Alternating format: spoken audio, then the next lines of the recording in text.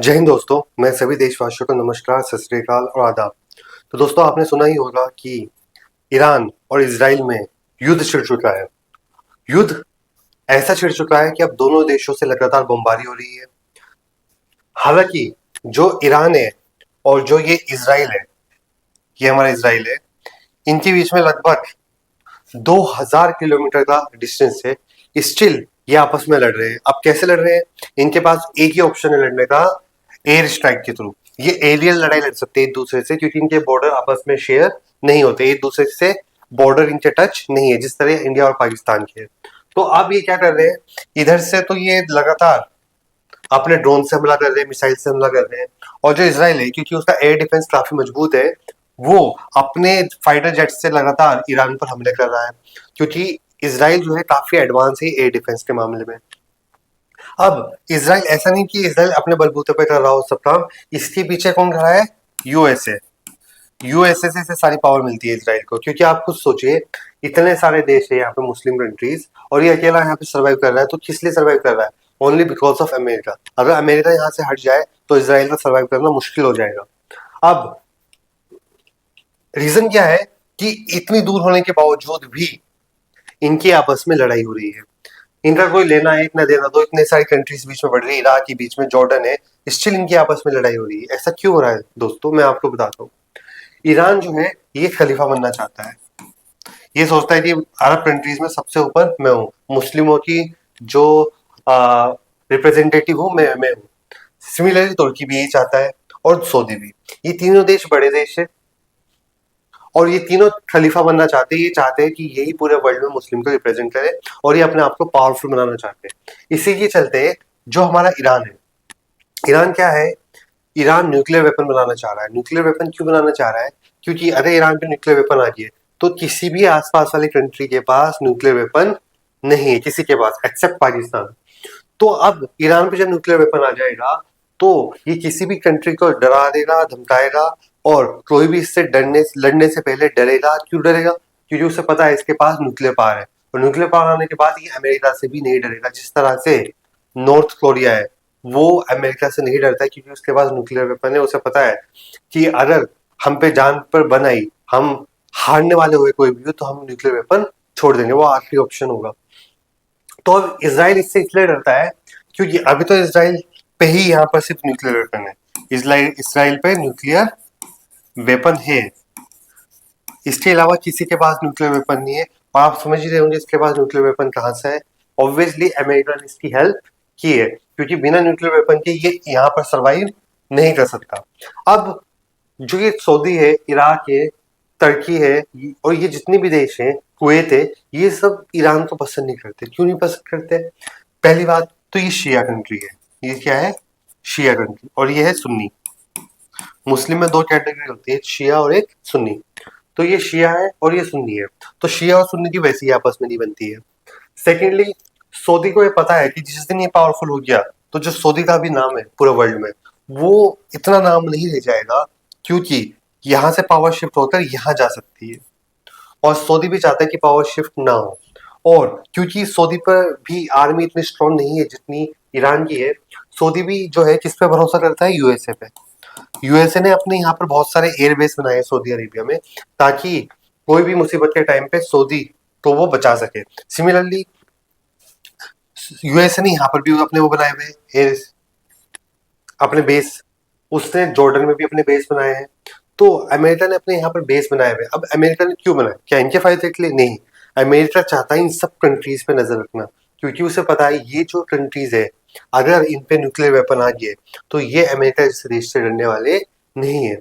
America हमेशा से explore करना चाहता है यहाँ से जितने भी नेचुरल रिसोर्सेज है, बट क्योंकि ये कंट्रीज जो है ये जल्दी से हार नहीं मानती है, अमेरिका के सामने घुटने नहीं टेकती है, तो अमेरिका की जो फ्रेंडशिप है वो उसका फायदा उठाता है। उसकी फ्रेंडशिप सऊदी से है, यूएई से है, जॉर्डन से है। तो इन कंट्रीज से उसकी काफी अच्छी दोस्ती है। अब इसराइल क्या है? इसराइल ये हमारा फलस्तीन है, इससे लड़ाई है। गाजा पट्टी है यहाँ पे छोटा सा, इससे तो बर्बाद कर दिया इसराइल ने बिल्कुल। सीरिया पे भी हमला कर रहा है इसराइल, इससे भी लड़ रहा है। इसराइल फलस्तीन से तो लड़ ही रहा है। इसराइल लेबनान, यहाँ पे लेबनान है, इससे भी लड़ रहा है। इसराइल अब ईरान से भी लड़ रहा है, इसराइल यमन से भी लड़ रहा है। तो इसराइल तो कई सारे फ्रंट पे लड़ रहा है। अब लड़ किस बलबूते पर रहा है? Only because of USA. उसे पता है कि अगर ये कहीं भी फंस गए जाकर तो यूएसए ने वहां पीछे से बचाने आ जाएगा। तो यूएसए के बलबूते पे इसराइल इतना लड़ रहा है। और ईरान जो है, ईरान अभी अकेला है पर पीछे से सपोर्ट कर रहे हैं ऐसे लोग। पीछे से तो चाइना सपोर्ट कर रहा है, रशिया सपोर्ट कर रहा है, नॉर्थ कोरिया भी सपोर्ट कर रहा है। पर ये चीज ईरान को भी पता है कि कोई भी मिलिट्री रिसोर्सेज या अपनी मैन पावर ईरान को नहीं देगा। वो पीछे से सिर्फ वेपन्स दे सकते, बारूद दे सकते। इससे ऊपर वो इसकी कोई भी हेल्प नहीं कर पाएंगे। तो मैन पावर तो इसे अपनी ही लड़ानी होगी। अब इन दोनों की लड़ाई चल रही है। अमेरिका जो है वो चाहता है कि ईरान जो है उसकी बात मान जाए और अपने न्यूक्लियर वेपन तो बनाने की जो जिद है उसे छोड़ दे। पर ईरान भी पीछे हटने वाला नहीं है। ईरान काफी टाइम से रेजिस्ट कर रहा है कि वो उसे राइट है अपने आप को प्रोटेक्ट करने का। और वो जो भी न्यूक्लियर वेपन बनाएगा उससे वो अपने देश को प्रोटेक्ट करेगा आसपास के दुश्मनों से। दोस्तों अब हम बात करते हैं कि इंडिया का क्या स्टैंड, इंडिया किसे सपोर्ट कर रही है।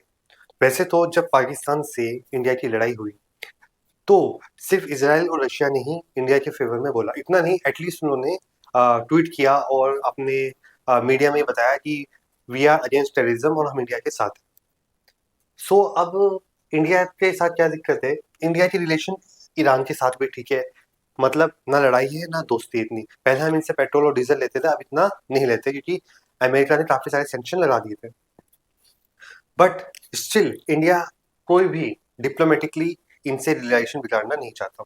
सिमिलरली अब इसराइल जो है इंडिया को फेवर करता है और इंडिया इसराइल से काफी सारा डिफेंस के लिए काफी सारे वेपन्स परचेज करता है, खरीदता है और टेक्नोलॉजी शेयर करता है। तो इसराइल से भी इंडिया जो है वो अपने रिलेशन खराब करना नहीं चाहता। अब उसके पास ऑप्शन क्या है? न्यूट्रल रहना। तो इंडिया जो है अभी न्यूट्रल कंडीशन में है, वो किसी का भी फेवर नहीं ले रहा है।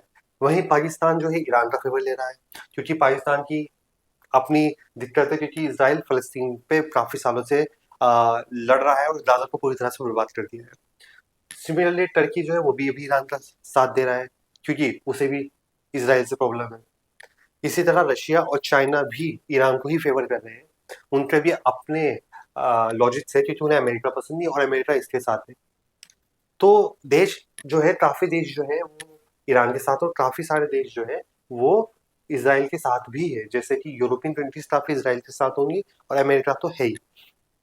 तो इस तरीके से जो है सब अपने अपने फायदे के हिसाब से उस कंट्री को सपोर्ट करते हैं जहां से उन्हें कुछ बेनिफिट हो, या फिर उस कंट्री को सपोर्ट करते हैं जिससे, जैसे कि अब ईरान की इसराइल से लड़ाई है, इसराइल अमेरिका का दोस्त है और अमेरिका का दुश्मन रशिया है। तो रशिया ऑब्वियसली ईरान को ही सपोर्ट करेगा, है ना। दुश्मन का दुश्मन अपना दोस्त। तो ये सब चलता है जब वॉर होती है।